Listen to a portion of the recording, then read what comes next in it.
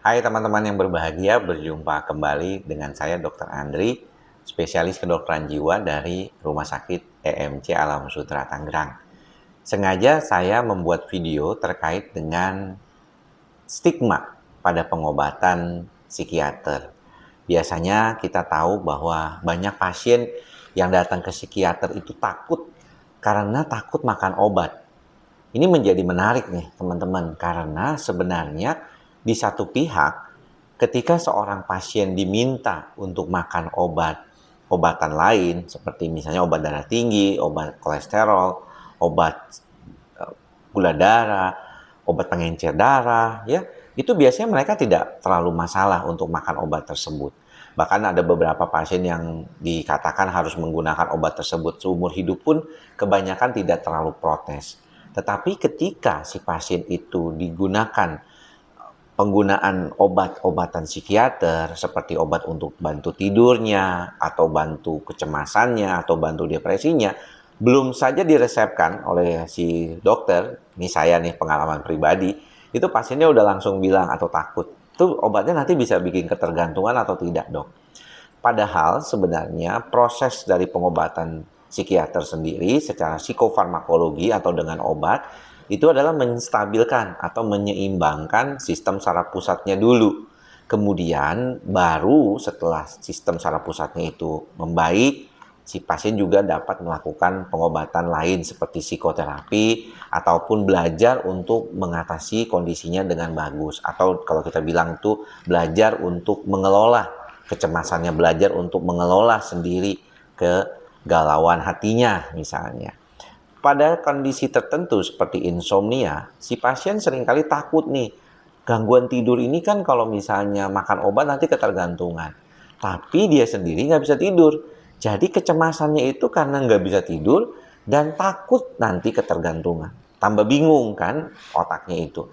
Yang seringkali disarankan adalah, ayo minum dulu obatnya, ya, supaya tidurnya bagus, tidurnya lebih baik, tidurnya lebih stabil. Kemudian kalau tidurnya lebih stabil nanti setelah kurun waktu tertentu, misalnya 1 bulan, setelah itu diberesin. Jangan sampai akhirnya bolak-balik kembali. Apa yang perlu diperhatikan? Bagaimana nih mempertahankan tidur yang baik? Polanya udah dapet nih karena tidurnya pakai obat, udah dapat sekitar 6-7 jam tidurnya.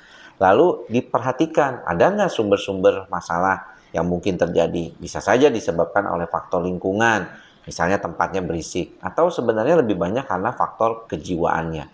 Itulah mengapa dokter jiwa atau psikiater biasanya tidak hanya memberikan satu jenis obat saja kepada pasien yang gangguan insomnia. Dia biasanya juga memberikan obat penenang misalnya, yang berkaitan dengan obat antidepresan, atau obat-obatan yang membantu sistem saraf pusat supaya lebih stabil. Bisa saja obat itu berupa antipsikotik, ya, atau antidepresan, atau bahkan anti epilepsi. Jadi ya, yang perlu juga ditekankan kepada teman-teman semua adalah kadang-kadang ketika teman mendapatkan obat, kan dicari nih obatnya seringkali sekarang tuh di Google. Terus kemudian mendapatkan kemungkinan nih obatnya kok kayaknya nggak sesuai sama diagnosisnya. Saya tadi didiagnosisnya gangguan cemas, kenapa dikasih antipsikotik? Ya, misalnya diberikan golongan aripiprazol, atau dikasih olanzapin, dikasih quetiapin. Padahal yang dikasihkan itu kepada si pasien adalah antipsikotik dosis kecil, yang mana di dalam berbagai penelitian terbaru di Taiwan salah satunya dengan menggunakan sulpirit sebagai obat antipsikotik itu bisa untuk membantu obat cemas. Pasien dengan risperidon juga biasanya bisa membantu kecemasannya dengan dosis kecil yang tidak sama dengan dosis penggunaan obat anti depresan ataupun anti psikotik untuk pasien depresi sekalipun. Jadi dosisnya akan lebih kecil. Jadi sebenarnya menurut saya sekarang dengan informasi teknologi yang begitu luar biasa, mungkin teman-teman bisa dapat informasi dari macam-macam tempat, ya, misalnya dari lingkungan, dari mana-mana. Tapi sebenarnya yang paling harus diperhatikan oleh teman-teman adalah bahwa kompetensi dalam memberikan obat itu tetaplah seorang dokter.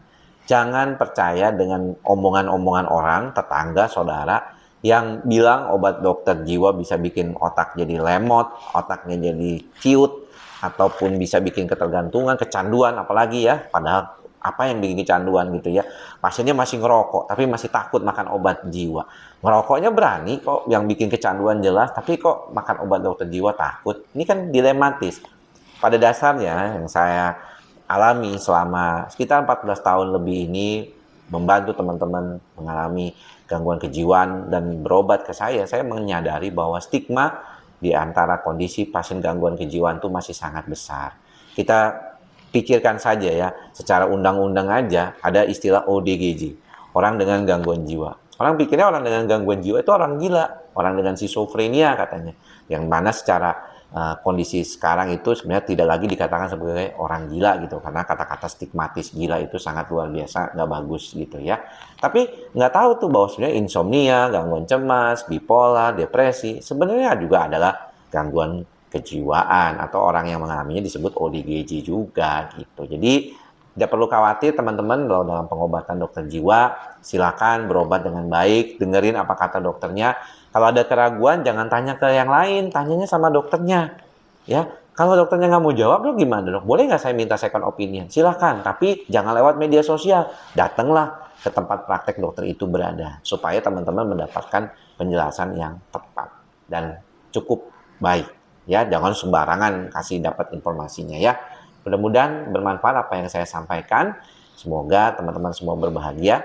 Kalau saya selalu mengingatkan mantra kita bersama, ikhlas, sabar, dan sadar.